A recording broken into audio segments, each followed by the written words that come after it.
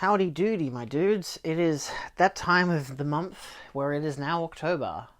Hey, hey, I have also dyed my hair purple. Yeah, 1,000 subscribers. I kind of felt like that would be kind of funny if I dye my hair for 1,000 subs. I dyed it on the Friday and I got to 1,000 on the Saturday. There was no correlation whatsoever, and I already filmed the 1,000 subscriber video prior to dyeing my hair. So I don't really care. I have purple hair now because it's my favorite color and I like purple. And I have always wanted to dye my hair, and it just got to the stage where I was like, you know what? I'm gonna do it at least before Halloween. So just in case I need to shave my head, I can have purple hair for all of October. Hey. So that's a thing. Also, because this is coming out on the Sunday, at least I bloody well intend it to, whether it comes out at midnight or 2 a.m. for Australia, at least, if you are going to the Astor movie market, I will be there at some stage. So if you do see a person that looks like me with the beard and the purple hair, you're not going crazy. It is me. I don't know, say hello. I'm going there to buy shit. So hopefully tomorrow's this weekend. If not, next week's this weekend will be all full of that stuff, because my dad and my brother are currently not in the state, or at least as of this video coming out, they'll be in Sydney, so ideally I'll be able to come straight back home after the Astor, and I'll have the time to film. So that's my hope. So, yeah. If not, you'll know tomorrow on Monday when I have it this weekend with last week's stuff, which currently is 2 Blu-rays, so we'll see how it goes. Anyway, we are here to talk about what I watched this past month. I'm filming this currently on the 25th of the month, which is pretty good. It's been a crazy, crazy month. I've also added the Hooptober to my list as well. If you don't know what Hooptober is, you have 31 days of October. Ideally, most people start in September. I've started it with most other people in the middle of September. And you just watch 31 consecutive horror films, ideally in 31 consecutive days. It's almost an impossibility if you have other things on. I've currently, as of filming, skipped one day. You'll know why. I kind of had to, but we'll get to that. That's 2 days ago for me currently, so yeah. We'll just jump straight into the first thing I watched this month. I started the month off with Anchorman: The Legend of Ron Burgundy, because I bought the Blu-ray of the first and second film. I watched the extended cut. I thought it was okay. I gave it 3 stars. It's one of those, I'm not huge on SNL improv comedy movies. They can usually be pretty iconic for when they come out. Yes, this was an iconic film when it came out. I still remember a lot of it, because it was on TV once and we watched it as kids and it was like, oh my god, this is the funniest shit we've ever seen in our entire lives. Hey, pre-YouTube days, what can I say? I found everything that I found funny the first time to be not funny at all now. There was parts of it that I found funny. I still enjoyed it. I thought it was fine. I am not huge on the sexism in the workplace narrative. I don't know, it's a very tired trope. And of course it's the one they go for, hey, it's a woman, she's doing the news, we can't have that, let's also try to molest her, it's funny. Yeah, it's not my jam. I liked some of the jokes to do with, I'm pretty sure I wrote down his character. I know it's meant to be like a satire of sexist culture of the 70s, but still, it's just, I don't really care that much for it. I didn't give it any shit for Brick, as in Steve Carell's character. I didn't find any part of his character to be funny, except for when he pulls out a hand grenade. And that was a joke that I loved as a kid, and I'm like, I still think it works this time around. I just don't think any of the thing that he says or does is funny. You know, all the most quotable parts of the movie I don't find to be funny at all, at least on this time watching it. Maybe I just need to get stoned and watch it or something. I did like Christina Applegate, she was great. What's his name? Kochner? Kochner? I don't know. However you pronounce him. The guy who has balding, who I hate his character in The Office. He has some very interesting moments. Again, he's very loud and proudly sexist, but he has this kind of subtle, he's kind of gay, for at least Ron, and I thought that was really funny. Not in a, because gay is funny, but I just liked how he acted it. It was just an amusing performance, an amusing character thing. So Yeah, anyway, I've talked too much about this goddamn movie. I thought it was fine. I then watched. God. I went to my mate's place on the 2nd of September for his birthday, and I tried watching Suspiria on my phone because I got super fucking stoned. And my mates were like, "Yeah, you should come inside and watch a movie with us instead of watching Suspiria on your phone. I want to watch something colourful." And it was on the Criterion channel, but I never finished it. So my mate, the guy was there. He's like, "Hey, come inside. We're gonna watch The Graveyard Shift," which is based on a Stephen King story. It's a 1990 film with Brad Dourif in it. It was a very bizarre film to watch, especially whilst stoned. So that was entertaining, I guess. It was very weird. Time was passing way too weirdly for me, so it was a very weird experience to watch. I didn't give it a star rating because it's like I didn't have the comprehension of what anything was. All I saw was people hunting rats and then a bat mutant rat thingy and Brad Dourif. So it is what it is. Some great effects work still on that bat. Terrifying shit. Then me and Guy watched The Snowman from 2017. I don't know why the hell he chose this movie. I gave it 1 star. By this stage, I'd sobered up a bit so I could comprehend what I was watching, because otherwise I would have hated it more. It was honestly terrible. I gave it 1 star. Oh, Rebecca Ferguson apparently was in it. She's obviously great. I love Rebecca Ferguson. I said the best part was during one theatre show where the guy was screaming on stage the whole time, so they left less than a minute of screen time later. Like, it's him and his son, they walk to a theatre, a production of some kind, and then just cuts to them watching a guy screaming. He's just on stage, and then they just leave. That was the whole scene. Nothing happens. It's just a guy screaming. It was honestly the funniest shit we've ever seen in a movie that's so awful. So yeah, if you ever do watch the movie, I suggest watching, is it Dan? Folding Ideas did a video on the editing in that movie. Very good video. Anyway, I then watched Waking the Dead, part of my Jennifer Connelly set, gave it 3 stars. Pretty good film. Obviously go check out that Anatomy of a Blu-ray for that whole entire set. Then I watched Snow White and the Seven Dwarfs, the original from 1937, because I had the Disney Blu-ray and I was still watching Disney films at this stage. I kind of just stopped watching them after this. I don't know why. But I gave it 4 stars. It was a fun rewatch. I still love the film. It's probably still one of my favorites of theirs, just in terms of like nostalgia purposes. I don't know. Just a lot of people were talking about Rachel Zegler, and they were like, "Hey, screw this girl. She's saying nasty shit about a movie from 100 years ago. How dare she?" I'm like, who gives a shit? She's gonna play a character in a movie and get paid to do it. I don't care. She was the only reason I wanted to watch this new Snow White live action film. And now I just don't want to watch it because of everything else that's happening. Not even her. She's the only part of it I like. Anyway, they should just create a original Disney princess who happens to be Latina. That would have worked a lot better, at least, if you want to go for the racism clause. But then you've also got Gal Gadot, and it's like, oh, and then you've got like whatever they're doing with the dwarves, and you're like, oh. Misfire. Anyway, the original's still fun, terrifying. When she said it was scary, I believe her. That opening sequence, or not opening, the forest sequence is terrifying. Also, the end part where they kill the queen, it is insane. I followed that up on the 5th with House of Sand and Fog. I gave it 4.5 stars. Again, part of the Jennifer Connelly box set. Clearly the best one of the set. Absolutely, it's a stunning film. I then did a double feature on the Criterion channel. I watched The Faculty from 1998. I gave it 4 stars.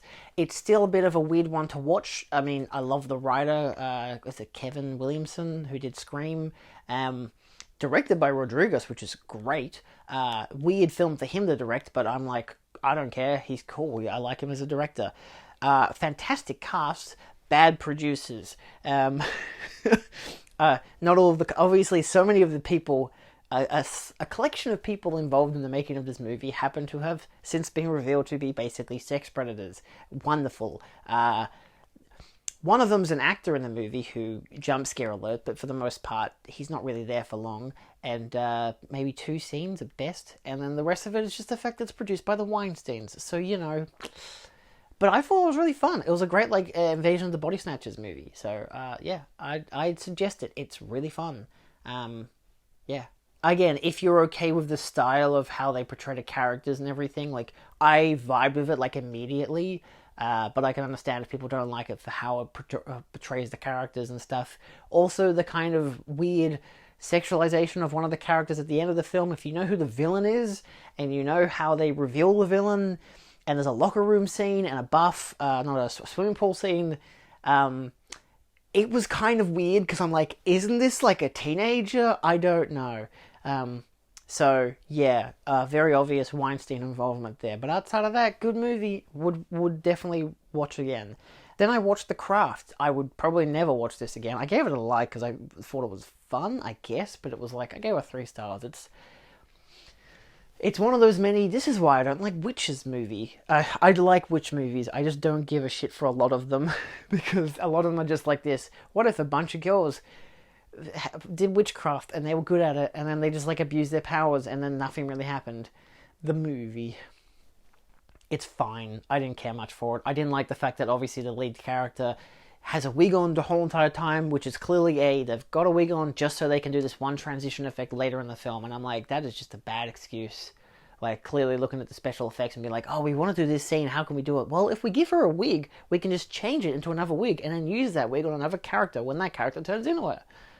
It makes for a nice transition effect, that classic put your hands over your head, and something that's become popularized on TikTok. So, yeah, but the film is not great. Then I rewatched Oppenheimer in IMAX. My mate Pierre was not available to come see because he had a shift at work. We booked tickets a month in advance because, again, IMAX was hella booked. 1570, insanely big screen, obviously. Guy was still coming, though, and I was already going to hang out with my girlfriend the other day, so I was like, hey, look, I'll buy the ticket off of Pierre, basically, because I already bought the tickets. He paid me for it, and I was like, I'll just send him back the money and just shout Helene a ticket. It's $45. I don't think she knows how much that how much that is. She liked it. She thought it was alright, but she didn't realize it was going to be such a long period of just people talking for 3 hours. And I'm like, yeah, that's the movie. But obviously exceptional to watch in IMAX. Yeah, 4.5 stars. Good flick. I liked it. On the 8th, I did a double feature of Anchorman 2: The Legend Continues. I actually watched the extended supersized cut, which is like 40 minutes longer, which does have apparently 763 new jokes. But the thing is, some of them are weirdly done where they've made it adjacent. Like, you can watch the theatrical cut and get different jokes. It's not like they've just added in more jokes. They've actually cut out a few, because obviously improv comedy thing. Oh, these jokes are funny here, let's put them in the theatrical cut. These jokes are funny here, let's put them in the extended cut. Blu-ray exclusive. So I watched that version. I haven't seen the theatrical cut in it came out in 2013, so I probably haven't seen it since 2014. I definitely did not watch it in cinemas. I preferred it to the original film, even though obviously pacing still felt a bit off. I think the pacing felt a lot off on the first one because it was an extended cut. Whereas the second one, they just had a lot of subplots that kind of went nowhere, but it just is what it is. The film's fine. I enjoyed it a lot more. Like, all the stuff I liked in the first one, they did a lot stronger in the second one, so I really appreciated that. But they still had a lot of weird things, and I still only gave it 3 stars. Yeah. It's just a weird film. But again, the extended cut aspects to it cut out a lot of sequences. So, like, there's this whole RV sequence where they roll off and, off the road and whatever. And they set it up briefly by saying, oh, there's no cruise control isn't, autopilot or whatever. And that Will Ferrell's character has, I think he had a bowling ball or something. No, he had the deep fryer. And then they just cut to, it falls over and you just see 2 of them flying in the air. And that's the whole scene. And I'm like, that felt really short. And then I looked at the behind the scenes, and obviously they go into it and whatever, and you look at the theatrical cut sequence, and there's a lot more to it. There are these scorpions, there are bowling balls, they all get hit in different ways, and I'm like, it's not a very amusing scene to watch on rewatch. Like, it's probably funny in the cinema kind of deal, funny maybe if you're watching it for the first time deal.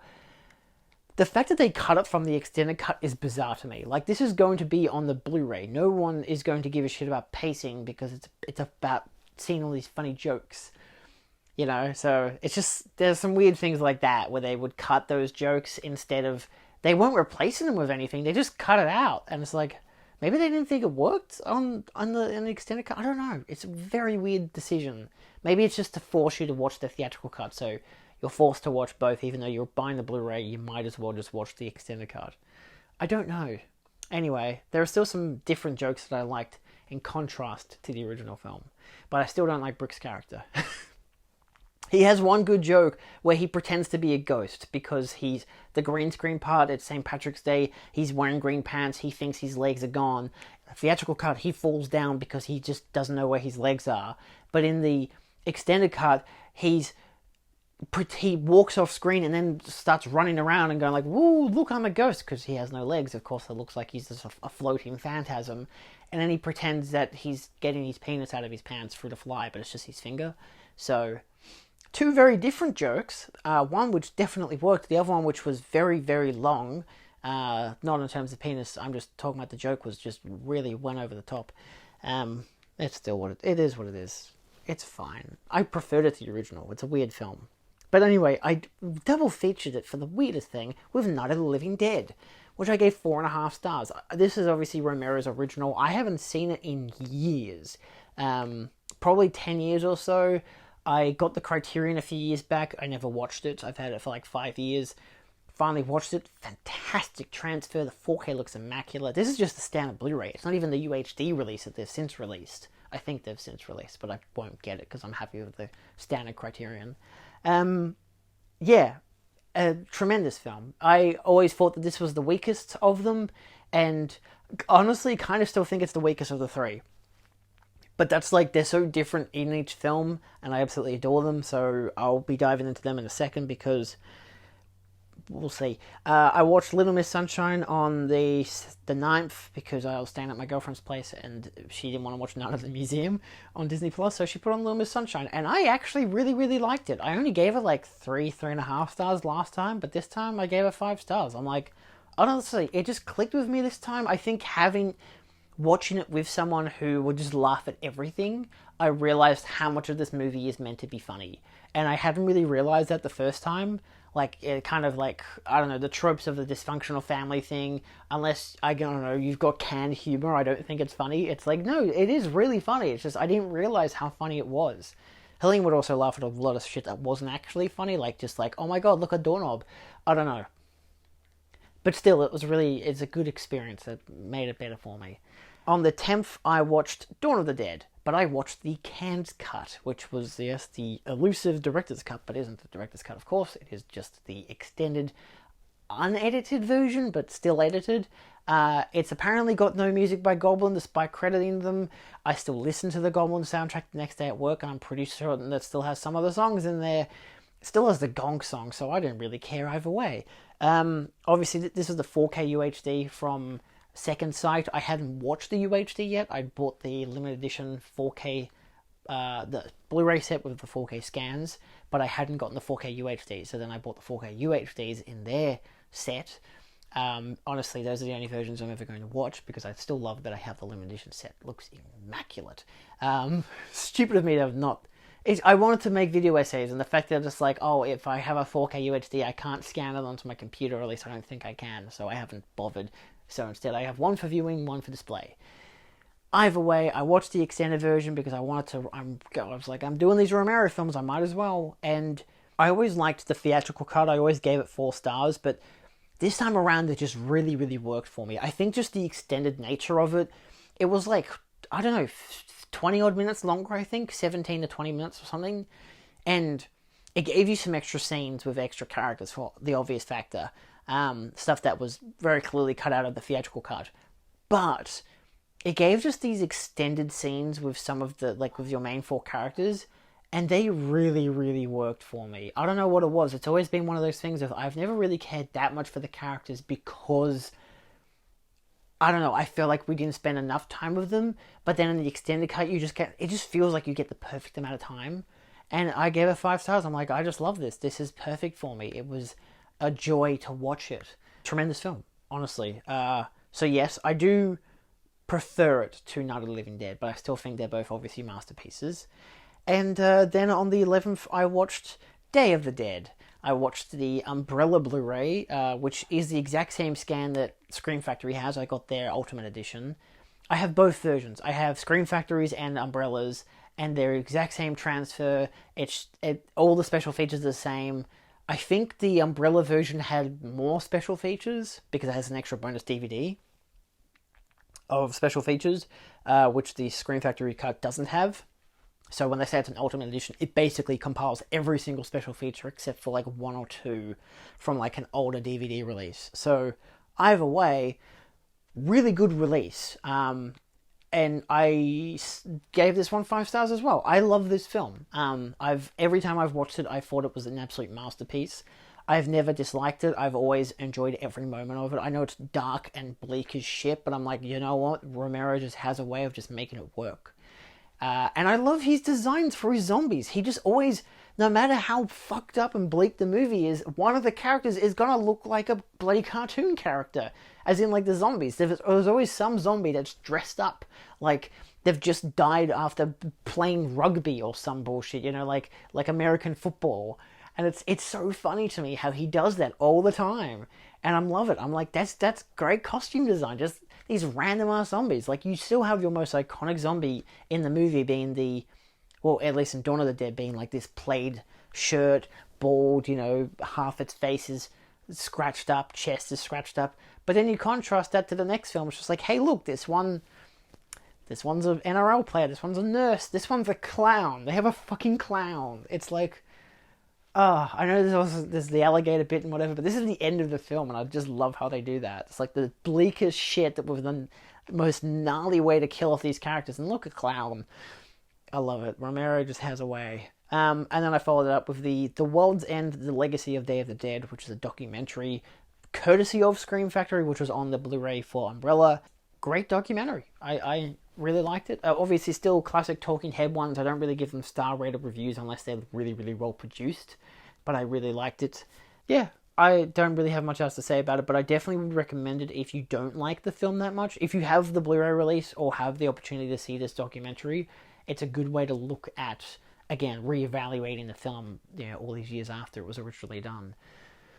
So yeah, that's always good stuff. On the 12th, I watched the first Slam Dunk, which is actually credited as a 2022 film, but I've put in my 2023 list of films because it technically had a global release in 2023. I don't know what the deal is with that, but either way, I gave it 4 stars. It was good stuff. I basketball and anime. It's a weird combination, but that's the movie. It kind of helped as well because I've just filmed 10 hours of basketball yesterday, so like it kind of it really helped because it reminded me of like, oh, that's how the game works. It's good. It's just really, it's dramatic. It's beautifully animated. Characters are really fun and interesting. I have never watched the anime. It's like based on all the manga. I don't know any of that stuff. My mate has read some of it, and he's like, "Oh, this is like what, like this is that and whatever." And I'm like, "Okay," but this is before the movie started. And then we watched the movie, and it's like, you don't need to have read any of it. You don't need to have any prior knowledge about any of this stuff. It's great. On the 13th, I did a double feature of some Second Sight releases. I watched Frontiers, which I got from Second Sight recently. I didn't realize it was a 2007 film. I thought it came out like a couple of years ago. Nope, it came out in 2007. I gave it 2.5 stars. It's like a poor man's French New Wave, fucking Texas Chainsaw Massacre. Like, it's fine. I didn't love it. I thought it was kind of dull. Even the over-the-top, like, gory, oh my god, this, blah, blah, blah, the shock factor did not really go for me. I'm like, I don't really care that you're clipping someone's ankles with a, bloody thingy that you go like that, but it's like, actually, is it go like that? No, I think it starts like that, and you go like, you press in, and it just cuts, like wire cutters, that's the one. Yeah, but on someone's ankles. The Achilles heel. That's probably the goriest part of the movie. There are some weird bits in it. It's fine, but I don't know. I got the limited edition version from Second Sight. If I had have known it wasn't a very good film, I probably wouldn't have bought it. I mean, it's still a really well-produced release, and I still watched some of the special features, and it was still interesting, but yeah. I don't think the film was that great. Then I followed it up with the 4K UHD of It Follows, which I rewatched, gave it 4 stars. I was really anxious going into rewatching it because I'm like, oh, it's scary and whatever. Like, it's the modern horror scary that actually gets me. And after a bit, I just kind of cooled down. I don't know. It's got a great atmosphere to it. The visuals, obviously, sound design, the atmos they have now for it. It is extraordinary. I watched some of the special features, the interviews and stuff. It's a really well-produced set. I mean, it's a phenomenal thing. I don't think it's my favourite from It's far from my favourite from Second Sight's releases. I don't think it's even my favourite from this year of their releases, but it's still a bloody goddamn good release. I can't remember what the other one was I got from them. Oh, right. I got Crimes of the Future from them as well. I just haven't watched it yet. I've seen the film before. I just didn't watch the Second Sight 4K. I probably will eventually, but again, another really good set. Yeah, I think... Was Texas Chainsaw this year? That's probably their best release of the year in my mind. That or Picnic at Hanging Rock. I, on the 15th, watched Teenage Mutant Ninja Turtles Mutant Mayhem. It's finally come out in Australia. Hey, how bad is that? Good film. Gave it 4 stars. Love the animation, love the comedy, love the kaiju stuff. Good stuff overall. I like how they had a whole fight scene inspired by Jackie Chan's stuff, because of course he voices Splinter, so that really worked for me. It surprised me when Helene didn't know that it was Jackie Chan, so when it popped up in the game credits saying Jackie Chan, and she was like, oh my god, that was Jackie Chan. I'm like, yeah, who the fuck else would it be? But yeah, so good film. And Helene and I went to Phil and Katie's place for dinner, and we went through their whole entire shelf, and I jokingly said, you guys got Frankenhooker, that film. That must be hilarious. And they're like, yeah, it is. Have you not seen it? I'm like, no, I haven't seen it. And they're like, we're watching Frankenhooker. So we collectively, all 4 of us, watched Frankenhooker. 5 stars. Honestly, good movie. Like, I've seen Brain Damage. I have not seen Basket Case yet. This guy's films are crazy. I do believe this month in October, if you have the Criterion channel, Frankenhooker will be on the channel. So if you haven't seen it, I highly recommend it. It's exactly what it sounds like. It's basically Frankenstein's monster, but as a hooker. It's very weird. It just keeps on going in all these weird directions, but it is absolutely brilliant. And the girl who plays, what's her name? I mean, you know it if you've seen her. Patty Mullen, who plays Elizabeth Shelley. I'm pretty sure that's who it is in the film. She's spectacular in this movie. I highly recommend watching it. And if you get the Blu-ray if you haven't. I need to get the Blu-ray now. It's a good film. And then, of course, I started my Hooptober. I don't know if I'm going to do... I might just... I mean, you can check out my letterbox to see what I actually think in terms of reviews. I want to do a video about it at the end of October. So maybe I'll just do a deep dive and say which highlight films worked for me and just the experience. I think I'll talk about that rather than go for each one of them review-wise, because you can just check out my reviews on Letterboxd. You can always check out my reviews on Letterboxd down below. I watched Martyrs to start it off because it was a Saturday, no one was home. Helene and I had just filmed the 1,000 subscribers video. She went home, and then, for that whole time I was like, people are doing Hooptober now. It's like the 16th of goddamn September, but they're doing Hooptober. I should do that. I haven't done it before. So I added a bunch of films to my list, including As Above, So Below and whatnot, and I added Martyrs, and because that was a film that came out the year that you turned 10. It came out in 2008. So I watched it, gave it 4 stars. I am never going to watch it again. Probably. I don't know. It was fucked up. Obviously, it actually didn't really shock me too much until I think it was the final 5 minutes. I'm not going to spoil the film at all. The final 5 minutes really, really got to me. I was really, really sad after watching. I'm even now talking about it. It's bringing it back. Really interesting, hardcore, torture porn, French new wave horror film. If you're interested in that stuff, definitely check it out. I'm not a torture porn person. I despise the genre. Like the whole point of getting enjoyment out of watching someone get tortured, I don't get that. Like, if it's an Evil Dead style version where it's for comedic purposes or overly gory because it's funny, sure, I love that. It's cheesy, it's cheap looking, it works. But this is not cheesy or cheap looking. This is like Hellraiser if it was serious. So yeah, there you go. Martyrs, oh my god. But the Umbrella Blu-ray is really good, so there's that. The same night at the Cinemaniacs, they showed Times Square, which is from 1980. Luckily, Lee, in his 45-minute magnificent speech, talking about the film and everything, he mentioned how it was terribly butchered in the edit from studios. Otherwise, I would have just thought it was a piece of shit. In fact, it's like a great film buried underneath really, really bad editing and pacing. So if the director or whoever originally did it was like, hey, let's go back, get the original stuff and do a re-edited director's cut, I would probably be able to watch that, because I'd be like, the version that they currently have, not very great. I gave it 3 stars, it's fine. I just didn't love it.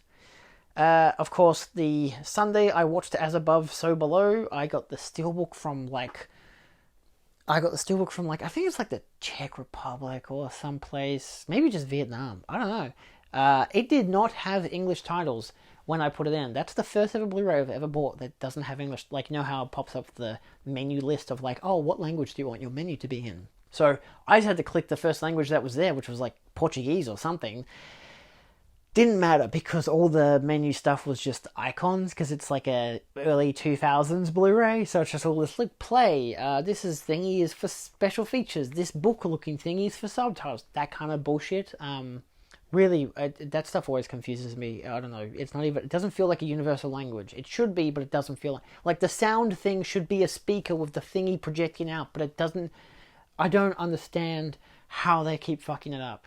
But it's going to be like that till Blu-rays change, I guess. I don't know. Either way, I was still able to watch it in English, obviously, because it's an English language film. I thought it was French. It's fucking set in France, and it's not even French. So, yeah, it does have English subtitles. It has subtitles for a bunch of other languages. But it's an English language, so I just watched it, and I really liked it. I gave it 3.5 stars. It very much felt like an Indiana Jones film, and I kind of wish it stayed with that, but then it was like, hey, what if this became a Indiana Jones Goes to Hell in the bottom of France? And honestly, it worked for me. The found footage nature worked for me. A lot of every single style that it presented worked for me. There was a bit of a cartoonish nature when later in the film, one of the characters is running in a particular direction, and there's these like stone golem-like characters that are like, you know, coming out of the walls, and she just punches one in the face and keeps running. I'm like, am I meant to take this shit seriously? She's like able to just do that? I'd still suggest it though. I thought it was really fun. Again, 3.5 stars. Interesting. Then I watched Nightbreed on the 18th, which I was really excited for because I like Hellraiser. I haven't actually seen any other Clive Barker films. I find it so interesting that he made like 4 movies. I know he wrote and produced a lot, but like you got Hellraiser, you got Nightbreed, you've got that new one that's coming out, not new one coming out, there's a Blu-ray coming out of it soon, Lord of Illusions, Umbrella's doing a release. Then there's a thing called The Forbidden, which is some kind of a short film, and another short film. So he only directed 3 films, which is like 3 feature lengths. Insane. I gave it 3 stars. I did watch the director's cut with the intro that explained why it existed. It's okay. I like the monsters and stuff, but I didn't like the story. I didn't care for the characters. It felt very unfocused. I still gave it 3 stars, but I didn't give it a like, because I'm like, it's fine for what it is. I can understand if people like, this is like my shit. I'm like, it feels like for some people this will be their shit, but for everyone else it's like, I can take it or leave it, you know.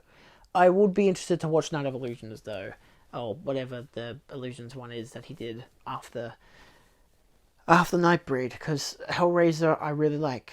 So yeah, Master of Illusions. Oh, who cares? I just said it before. It doesn't matter.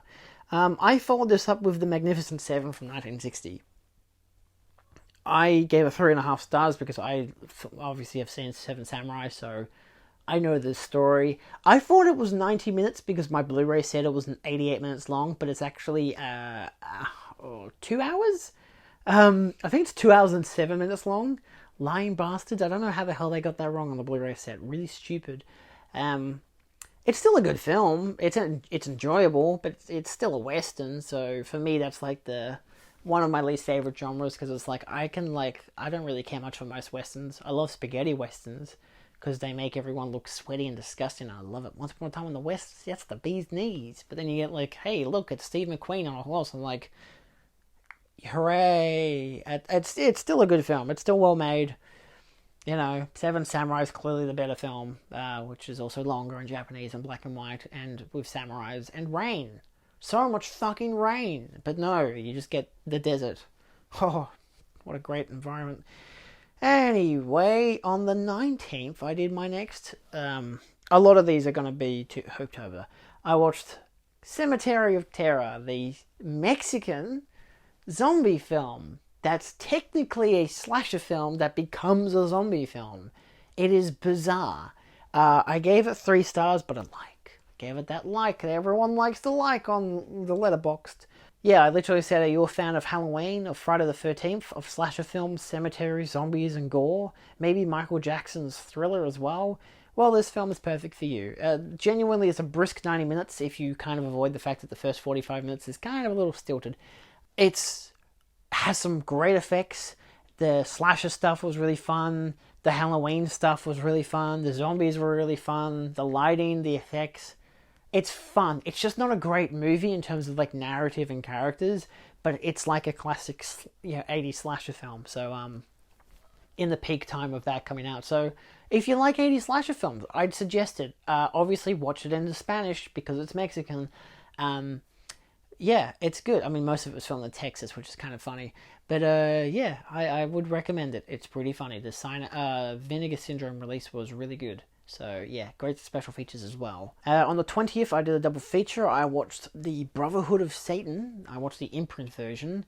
I gave it 2.5 stars. Kind of boring. It's a 90-minute film. Felt like 3 hours. Really bad pacing. The characters were boring as shit. The Satan stuff was great in terms of like the cult, like the whole Brotherhood of Satan, whatever. But I could see the ending coming from a mile away. So it's like, I got like half an hour and I'm like, I know exactly where this is going, and it's doing it really, really slowly and really, really boringly. I know that's not grammatically correct, but that's the point.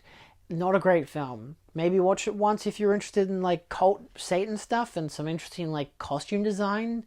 Did I actually have anything of interest? Oh, I actually realized I really go in detail into these reviews for October. I felt like it was a poor man's version of Rosemary's Baby, poorly directed in that regard. It just felt like this could have been improved on a lot easier, but they just didn't do it. It just didn't work for the style it was going for. But then I watched Do the Right Thing on the Criterion channel because I realized that's leaving it's left by now, leaving at the end of the month. And I have been wanting to watch it for years, so I figured, it's on the goddamn Criterion channel, I might as well bloody watch it. Tremendous film. I gave it 5 stars. Honestly, no notes. Perfect. Absolutely insanely good film. It feels like a film that should be the only one of its type in the terms of, hey, racial injustice kind of sucks. America, what the fuck? But unfortunately, they've been making those movies for like 60 years now. So, and they're going to keep making them because America kind of sucks. So, but great costumes, great design work, great music, great soundtrack. Loved so much about it. I find it so funny when I found out on Letterboxd that people thought that the Italian guy was like people really sympathize with him as like the white people really sympathize with him. I'm like, what do you mean? Like, I know Giancarlo Esposito's character is a bit aggressive towards the fact that he hasn't put up a picture of a black guy and he's, in his shrine of Italian Americans. But I'm like, yeah, he's in a black neighborhood. He should respect the culture of the neighborhood he's in. He's literally segregating himself from everyone else. Like, I feed them, they should respect me. It's like, no, man, they just want fucking pizza. You should be respecting them as well. It should be a shared thing. But instead, it's like, nah, but he just views them as money. Oh boy, he's not a good person. Who'd have thought it? So, yeah. Good. Just, man, this Spike Lee guy, he knows how to make movies. Good for him. On the 21st, I watched Blood and Black Lace, which so far is actually the only Barber film I really... actually, no, that's a lie. I was going to say it's the only one I really, really like, but that's kind of true. I thought the Space Vampires one was fun, but boring. Like, production design, great. Like, Forbidden Planet. It's fun to look at, but not fun to watch. Then you've got... he did Black Sunday. I liked Black Sunday. That was the... Was that the Mask of Satan one? Is that what they call it? Oh, yes. Yes. It was Black Sabbath that I was very iffy on, because that was like the anthology one. I think I watched the alternate cut of it, where it reorganized the narratives. I don't know which one. I'd heard that was the better version to watch, and because I watched it that way, it was boring to watch for the most of the film. so I should have watched it the normal theatrical way. So that was on me. But I did like Bloody Sunday, which again I like to call The Mask of Satan. I think it's a much better name. Also, I think I watched that cut of it instead, which was really, really fun. So honestly, yeah, that was good. Blood and Blacklace, on the other hand, was like, oh, hey, what if we do like Giallo-esque murder mystery? And I say Giallo-esque because obviously this like created the Giallo genre, or at least was the building blocks of it. Yes, I still watched a goddamn documentary talking about Giallo afterwards. I know what Giallo is. I've been watching it for like the past 2-3 years now. It's one of my favorite horror genres. So to see this film and still be like, I've seen so much Giallo, and this film still is really interesting and fun to watch. The colors, it's beautifully shot. I imagine the 4K UHD would look tremendous because this was the Arrow Video's 2K scan, which still looked really goddamn good. But I can imagine a 4K UHD would look insanely good, especially from Arrow. So if it's there at the film fest thing that this video comes out on, then I will probably buy it because it was really good. I gave it 4.5 stars. And then on the same night, because my brother wanted to watch Wayne's World, because he's cosplaying as Wayne from Wayne's World, we watched Wayne's World. We rented it for YouTube. If you're going to do that, do not pay the extra $1 or whatever for HD, because you can only do that, watch it on your phone in HD. Just watch the standard definition version. It doesn't really matter. The DVD and Blu-ray look the same. They look just as bad as the other one. So we watched it on the TV, basically standard definition. It looked fine. But I think there's a new 4K remaster, which apparently looks really good. I think the film's fine. I gave it 3.5 stars. It's, again, like with Anchorman, but a bit more interesting. It's your basic story just wrapped around all these jokes. By the time the plot actually, like, really hit the, like, dramatic peak, there was, like, 15 minutes left of the movie. I'm like, wait, so he's just lost his girlfriend and his best friend, and the movie's gonna end in, like, 2 minutes? Gee, I wonder how quickly this is going to resolve. I'd forgotten most of this movie. I haven't watched it since I was a kid. It's still fun to watch. I don't love it, but I still think it's fun. But yeah, it's alright, you know. I need to watch the sequel. That's the one I really want to watch, because it's like, I've only heard bad. I heard it was terrible from my parents, but I heard from fans that it was really good. So, but given how much I don't really love the first one, maybe it might be an Anchorman 2 situation where I actually do like the second one more, but I haven't seen the second one before, so there might be a bit of distance there. I followed that up on Friday with The Funhouse. I was so tired, and I had to watch this Tobe Hooper film for Hooptober. I watched the 4K UHD that I got from Kino, I think it was. Am I gonna... Yeah, no, Scream Factory. Really good 4K transfer. The audio is really quiet for when people talk, which sucked because this is the 511 track at least. When the surround sound effects kicked in for like the scary funhouse part, fuck, it was loud. But no one was home, so it was kind of perfect for me. It's a very bizarre film. It's fun to watch, like most of Hooper's films.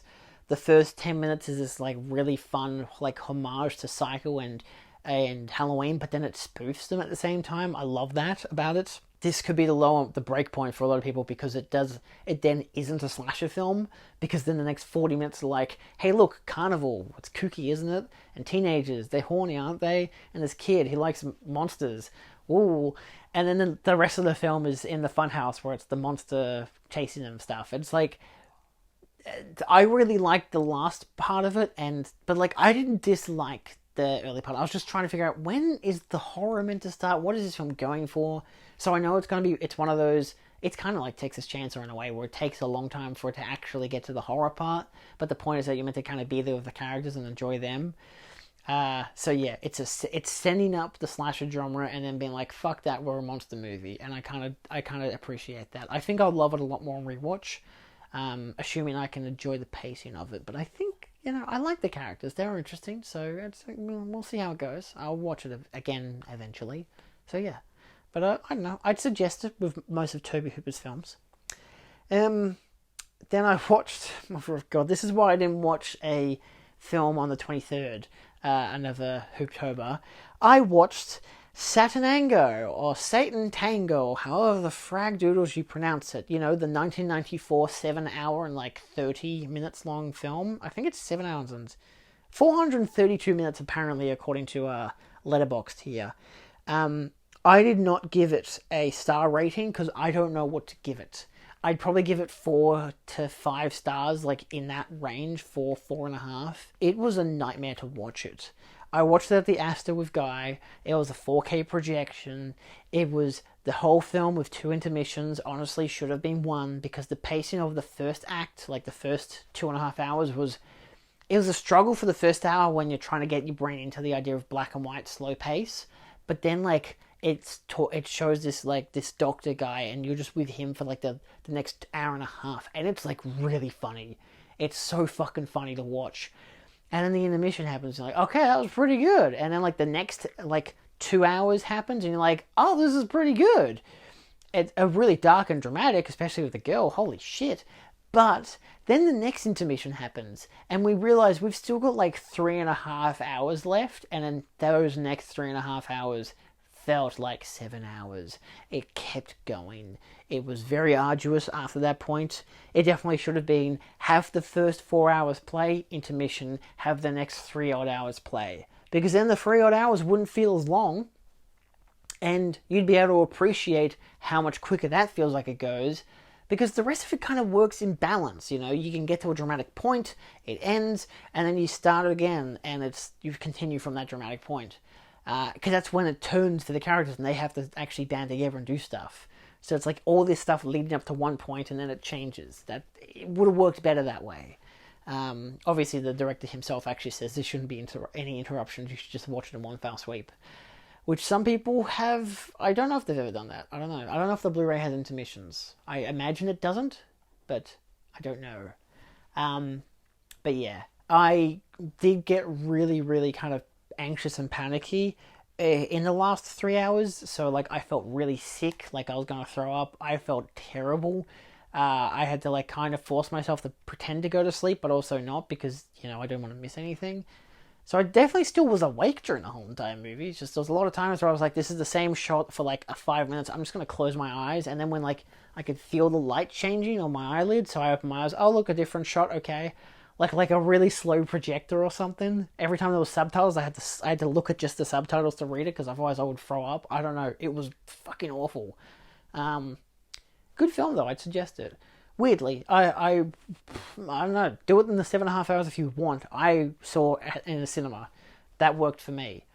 Probably the Red Bull was a bad idea, but we'll see. You know, I don't know. Either way, I didn't watch any horror films that day. However, after filming 10.5 hours of basketball the day after, which was actually a lot more bearable than a 7.5 hour long Polish, Hungarian film in black and white, after 10.5 hours of basketball, I watched Dress to Kill. Which is part of my Hooptober as well. I've never seen it. There's a few of De Palma's films I have not seen. Why the fuck did no one tell me about this film earlier? I absolutely adored it. I gave it 5 stars. It was gorgeous. The 4K transfer, it's the Arrow video version, so it's still a 4K remaster, same as Criterion, but it's not the UHD. Which I've heard still looks really, really good, but like, you could give or take, you know. Tremendous film. I absolutely loved it. I love the style of it. It's deeply erotic, but then also is like deeply terrifying. It really worked for me. Slightly, potentially, mildly, potentially kind of a lot of transphobic to a degree, if you want to. I didn't see it that way particularly when I viewed it, because I don't know, just the way I viewed it, it was like, it didn't seem like it was antagonizing, but at the same time, also, it kind of was, so it's like one of those, yeah, it kind of is. Like Psycho, it's kind of transphobic, it's basically transphobic, but it's also like, it's kind of the period of the time, but it's not like, it doesn't feel blatantly, I didn't feel like it was blatantly insulting, at least to me. I'm not trans, so I don't really have much of a say in the perspective, but at the same time, I can still get offended if I find stuff to be racist in a film or whatever. Like, I think Ace Ventura had a much more prominent, hey, this person's the villain because they're trans, and we're going to make fun of that and make it into a joke. Whereas it did not feel like anything like that in Dress to Kill. So, yeah, I don't know. It's interesting. I think for me it's more because I was talking with Guy about it afterwards, and he was saying it's like, yeah, there's a whole scene at the end where it's like pretty blatantly transphobic. They're like talking about how fucked up it is that like, you know, guys will do this to themselves and like mutilate themselves to become women. And it's like, I'm like, I did not read it that way at all. It seemed more like from a perspective of someone who is a prostitute telling a basically teenager, hey, this is what, you know, they go through this is the process that they have to go through because he's genuinely interested, and she just knows all this stuff now because she was told to her by the cops. And you get the offshoots of the people in the background. So an older woman who's like becoming like violent, like she looks like she's going to be physically ill from hearing of what's happened. But it's like, for me, it becomes more of a commentary on traditional values in that regard, because again, they have a TV interview earlier with someone who's gone from male to female, and yeah, they even said, like the interviewer says, it's like, oh well, you know, trying to refrain from using the word normal and going instead for the idealism of a traditional lifestyle of just being the gender that you're assigned and whatever. So it's like, there's part of me that's like, I don't really feel like it was transphobic, but at the same time, the killer is trans. So, I mean, I feel like just in that basic summation of, yeah, well, the killer's transgender, like Buffalo Bill in, you know, Silence of the Lambs, like again, Norman Bates in Psycho, even though I don't really think Norman Bates is trans in Psycho, I don't know, there's some part of Buffalo Bill clearly is trans, and so is the killer in Dressed to Kill, but like Psycho just feels different because I don't know, he's dressed up like his mother because he's got a psychosis thing. I don't think it's he's trans. I don't know, that's just not how I read it. Same again goes for Dressed to Kill. It's like, it's a fight against traditional sexual and gender norms, and I find it to be an interesting thing. But yes, maybe because of its portrayal, arguably, sure, you know. It's like, I'm not saying it is, but I'm not saying it isn't, because at the same time, you can make arguments either way. It's a film, you can read it however you want. I didn't find it insulting, but I could see that, yeah, you could probably read it as transphobic. So, still, I think it's a fucking masterpiece for what it is in terms of as a thriller, as a horror film, even as like an erotic thriller, yeah. I was going to say as a romance, as an erotic thriller, exceptional. What else did I watch this month? Sorry about that commentary. Let's move on to something else. What else did I watch this month? Okay, so we're talking more about what I watched. I've actually still got 2 more days left. I'm filming this on the 29th because it is a public holiday. The one benefit, I guess, about Victoria is that they really like their public holidays. So today is the grand final public holiday. Hilariously, I still went to work, which was great because I basically get like double pay and a bit more. So beautiful. Thank God for working in a district that is awful. It's okay, I'm casual. So what else have we watched? So the last one I watched was Dressed to Kill. Okay. On the 25th, I did a double feature, which I thought was really fun. When I'd seen Frankenhooker with Katie and Phil, I was at their place for dinner with my girlfriend. They lent us 2 movies, or they lent me 2 movies. The first one I watched was part of my Hooptober. I added it into the mix because every couple of films I've kind of added a different film to my Hooptober. I had a set list of 31 and I've changed it like 2 or 3 times. One of them because one of my mates actually was like, hey, so if you just watch Dressed to Kill, are you watching any more of the Palmer films? I'm like, yeah, I plan to watch this one, that one. And he's like, oh, well, can you get rid of that one from your list? Because it's meant to be, we're watching it for my birthday. And I'm like, oh, okay. I will just get rid of that from my list and replace it with something else. So I added Prevenge. This is a 2016 film written, directed, and starring Alice Lowe. It was really fun. I've heard very mixed things about it, but, you know, it's one of Caitlin's favourite films. Phil likes it. Some of my friends do like it. A lot of people I follow on Letterboxd gave it pretty meh reviews. I gave it 4 stars. I actually really quite liked it, because I realised pretty early on that it's meant to be more of a comedy. Like, the comedy is effective, like, oh, it's like a American slasher film in the middle of Cardiff. You know, it's the most British thing possible with the accents and everything. It's obviously very goofy in premise. It is a pregnant woman who is out for revenge for the people who killed the father of her unborn child. it was a hiking accident, like a climbing accident. So they technically weren't responsible, but they technically were because they were the ones who cut the rope. So she just goes and kills them off one by one. It's very fun. It's very goofy. The baby talks to her. It's very goofy. She's also from Dark Place, Garth Marenghi's Dark Place. So when I saw her, I was like, she looks very familiar, and she sounded very familiar. And it wasn't until like I could just briefly looked it up, and I realized, oh, she's from Dark Place. So it's like, if you've seen Dark Place and you understand that kind of humor, it's very similar. So it's good. It's very fun, and it's pretty short too. It's only like, again, it's like 90 minutes or something. So it's 88 minutes, and she wrote it, filmed it. Because again, she's the lead person. She was pregnant. She was like 7 months pregnant when they made the film. And they were in post-production when she went into labor. And they actually used a shot of the baby, not like of the... There is a C-section in the movie, but it's fake. So the behind-the-scenes feature, it was really fun. But she mentions how the baby that they have in the movie is actually her baby. So, yeah, I don't know. That's pretty funny. But yeah, I'd suggest it. It's really fun. Just... If you go in expecting just a kind of more comedic take on a slasher film, that's what you get, so yeah. I followed it up with the Takashi Miike film 13 Assassins. This was from Phil, his recommendation.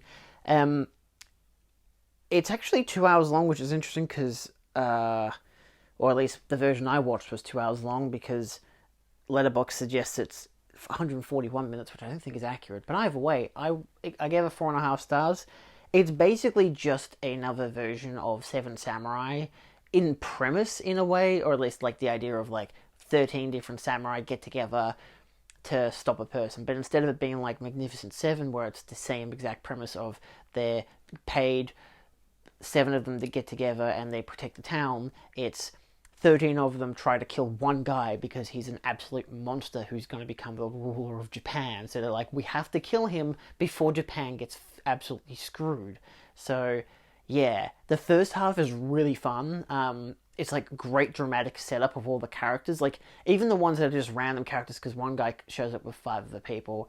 You don't get much characterization for them, but they get some fun kills and stuff, so it doesn't really matter. But all the rest of them are still very recognizable. You know, you know who they are when you see them, kind of deal, you know, so especially when the last 50-minute long fight scene happens, you know who they are when they're fighting, you know what their connections are to each other, what their relationships are like, what's going for them in their lives, so it's really good, it's really, really well done. And not as graphic as you'd expect, but I didn't mind that. I kind of liked how, at first I was like, there is like no blood and gore in this movie, and then suddenly there was blood and gore, I'm like, alright, sure, you know, it builds up, but yeah. On the 26th, I did a double feature again.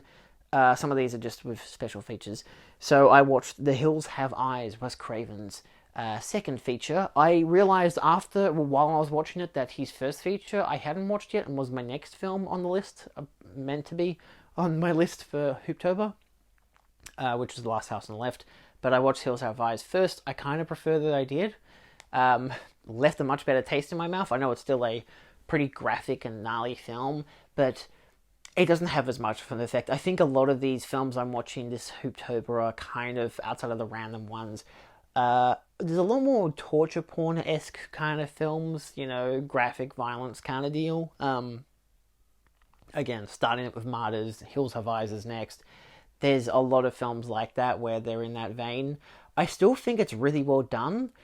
I gave it 3.5 stars. I'm not completely in love with the film. I do like its style. I like the characters. Like, a lot of people criticize, like, the performances and stuff. I'm like, yeah, but they still feel like families, and that's, like, the key dynamic you want for one family versus another family. They feel like they are families in a way, and that works for me. The visuals are really nice as well. I don't think I had... I mean, as per usual with my Hooptober, I've always got something to say, but, yeah, it's just... Yeah, it's well shot. It's a pretty good, interesting style, very 70s. But yeah, just 90 straight minutes of absolute carnage. It's good. If you haven't watched it, I'd suggest it. I'm curious to watch the remake. Yeah, because again, I think one of the documentaries I watched, because I did watch Looking Back at the Hills Have Eyes, I think it was actually the one about The Last House on the Left. I think it was The Last House on the Left one. There was a feature out on the Blu-ray. Where Craven talks about how it's Craven, not Craven. I always feel like it's Craven, but it's Craven. He mentions how he only had like the rights in name to like I think 3 of these films. Those being Hills Have Eyes and Last House on the Left, and I think there was another one. But either way, he mentioned how when it came to like 40 years later, because they knew that in 40 years time they'd have the rights back to those names, that they could do remakes. So they made remakes. I think it was 30 years later, but still, they did remakes in the 2000s because they had the names of it. They wanted to see if someone else could do the story, the narratives, with a different style and different approach. So that's why I'm interested to watch them. I don't know if I'll like them, but I'd like to watch them.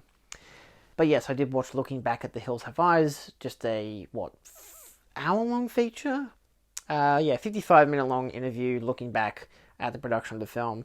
It's good. It's, again, nowhere classic talking heads, but I think it's informative about the production, about the cast, and all that kind of stuff, about the different elements of making the film. So if you're interested in it, I would highly recommend it. This was on the Arrow video set, even though I believe it's from an Anchor Bay release. So a lot of those are like archival, documentaries and stuff ported on. So yeah, this was just the standard Arrow set. I think it's still a limited edition one that came out prior to the 4K UHD, so I think it was still a 4K scan.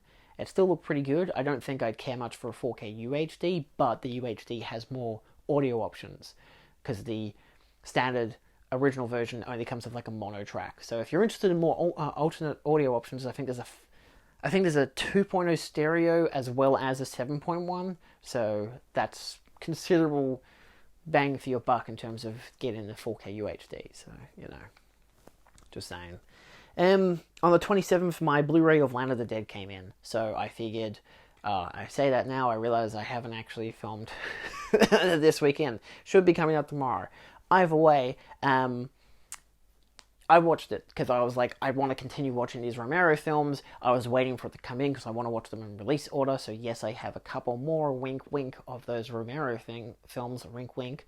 I can't wink very well, so I'm just saying it anyway. So I watched Land of the Dead. I gave it 4 stars.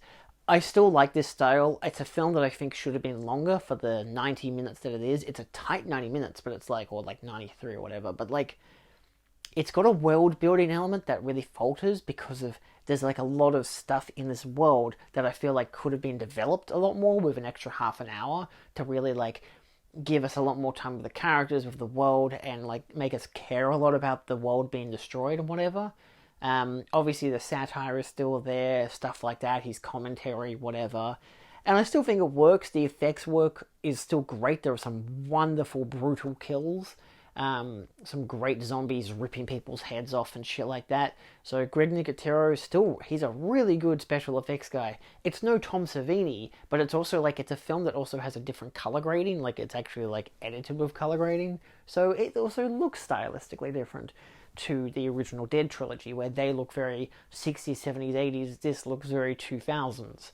So yeah, but I had no real issue with anything.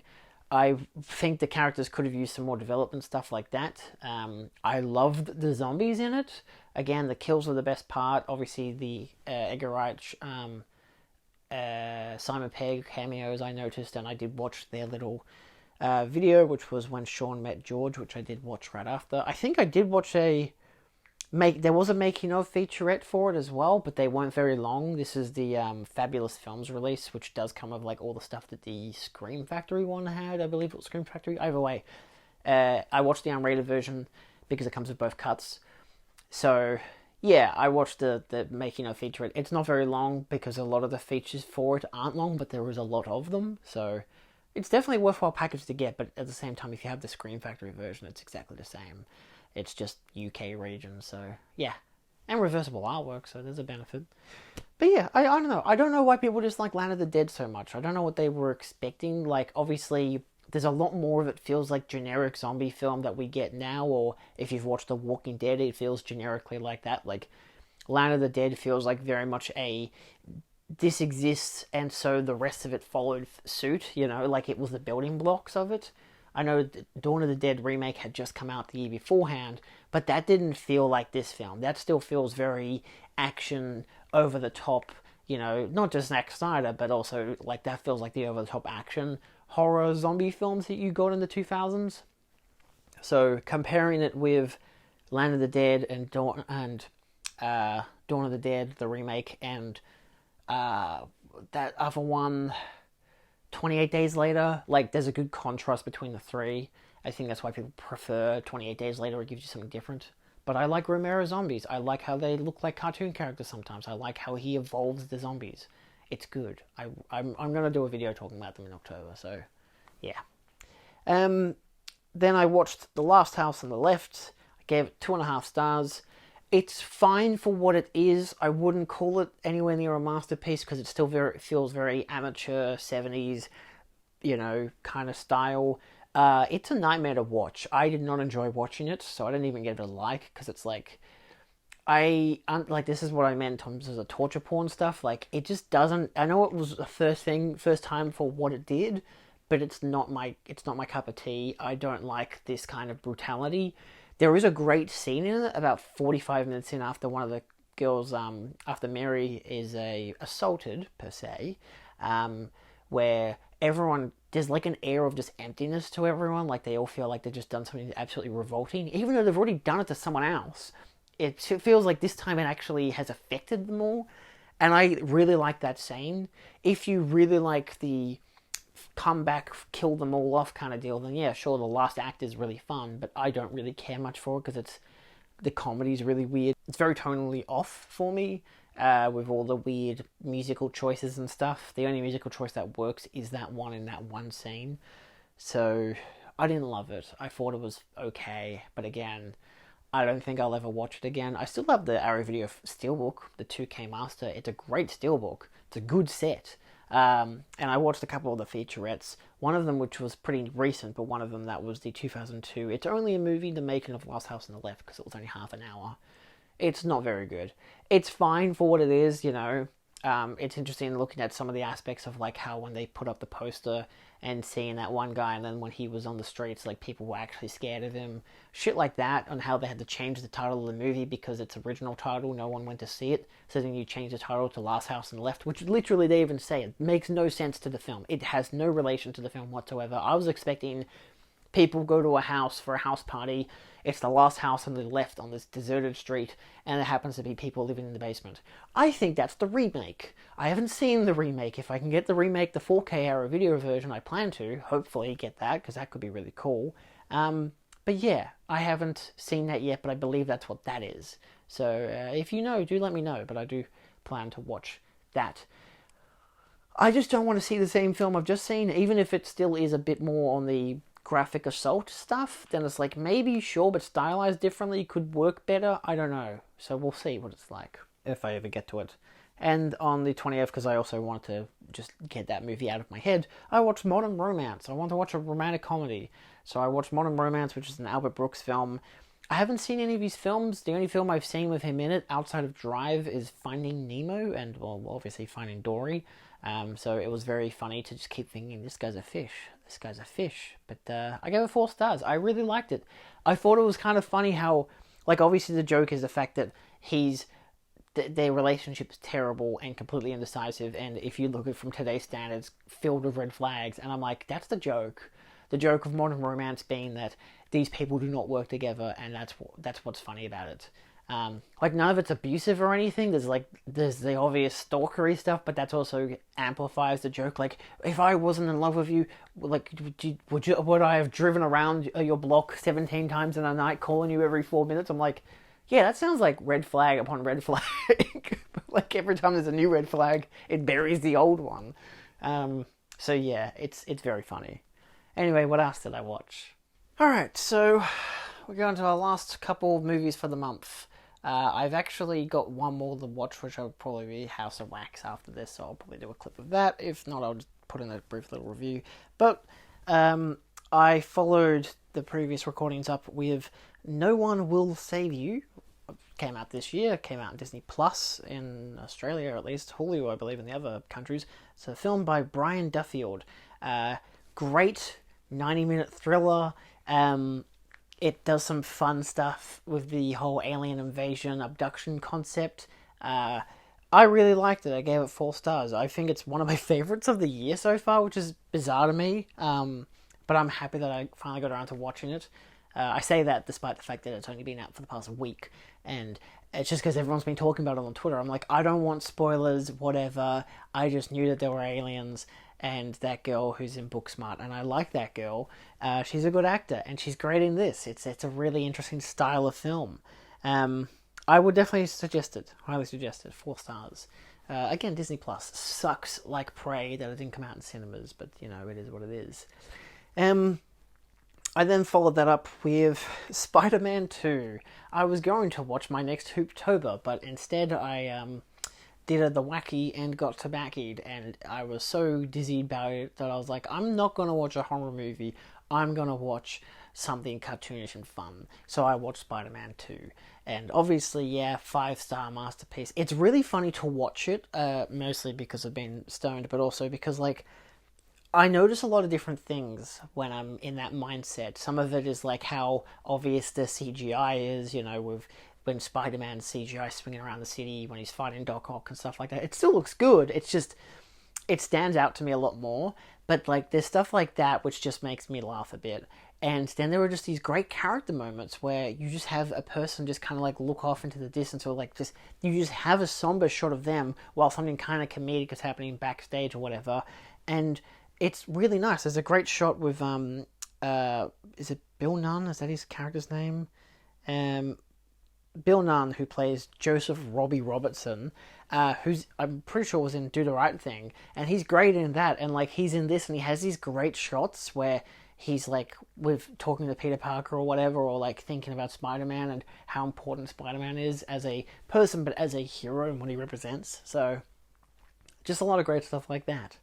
And this morning, for my Hooptober, that was meant to be yesterday's, I watched Nosferatu the Vampire from 1979 by Werner Herzog, part of my Werner Herzog Blu-ray set, which I'd never gotten around to watching. I've only seen a couple of the films in the set, and this was one I've been looking forward to watching for a long time, and part of Hooptober. It was the film based on a work of, or invoking the name, Bram Stoker. So, yeah, I love this one. This one, I've never seen it before. I gave it 5 stars. I think because I was still a bit layover buzz from last night, but it just, like, really worked. The atmosphere, the mood, it was beautifully slow and creepy. It was so funny getting to, like, almost an hour in and thinking, they have not even gone back to the, you know, the other place where John Harker had, like, come from, where the main character had come from. So it's interesting seeing that. It's interesting seeing how he's changed. Like, the ending is different. It's mostly an adaptation of the book, but also the 1922 film, which I have seen before as well. So, yeah, I definitely suggest it. If you don't want to watch the silent film, watch this. I watched it in German, but you can watch the English version because they filmed it, like, back to back, basically. So, yeah, I just didn't want to watch the English version, but I watched the German version with the 1.0 mono, which I found to be the better audio choice than the 5.0. It sounded too quiet on 5.1, like they'd spaced it out too much. Either way, good stuff. So, let's dive into our next film. So the last film I've watched this month is, or at least I'm not watching any more movies tonight, I'm going to watch The Simpsons after this. Haha. I should also note, I did finish watching Futurama. I have a video talking about that coming out soon, so yeah. Either way, I watched House of Wax from 2005, which I thought was really fun. My concern and annoyance for the film, which isn't to do with the film at all, is to do with just my mindset. I wasn't really in the right mindset for enjoying it. However, I'm pretty bloody damn sure I will be when I show it to my partner, because my partner, she loves Paris Hilton, so I know that given Paris Hilton's in this movie, and I've just sent her some clips because I went through all the behind the scenes and all the extra interviews and shit, and there was a whole 9-minute long one with Paris Hilton, and I'm like, my girlfriend's gonna love this. So, yeah, but I thought it was really fun. I'm now realizing I'm not completely accustomed to all of these early to mid 2000s like kind of slasher films. So like the same production company had done like the 13 Ghosts remake, I think House on Haunted Hill remake. There's a couple of those as remakes that they had done. I think they're all like Joel Silver produced films. So yeah, it's if you've seen those, I feel like apparently it's probably going to be up that alley. But it was just fun. It's maybe a bit long because it's almost 2 hours long. It was 113 minutes, but yeah, it has some great effects. A pretty fun story. It's just an all round fun film. I gave it 4 stars because I'm like, I love the original. Like the original is really fun, but the original still feels like, a 1950s B movie kind of thing. Vincent Price, Roger Corman, maybe? I don't know, but still a Vincent Price film. Whereas the new one just feels a lot more fun. I thought that when I initially started thinking, oh, this is going to be one of those annoying teenage characters or early 20 something characters. I'm not going to enjoy this. It's going to be shit. And it does take its time to get there, but it builds on character and atmosphere before diving into the actual twists and reveals. So, yeah, I'd suggest it. I might even do a Anatomy of a Blu-ray about it. You might see that soon. I don't know. I'm about to film it probably. So, yeah. Anyway, that's all for this month. Long video. Sorry about that. Thanks for watching. I'll see you next time. Bye.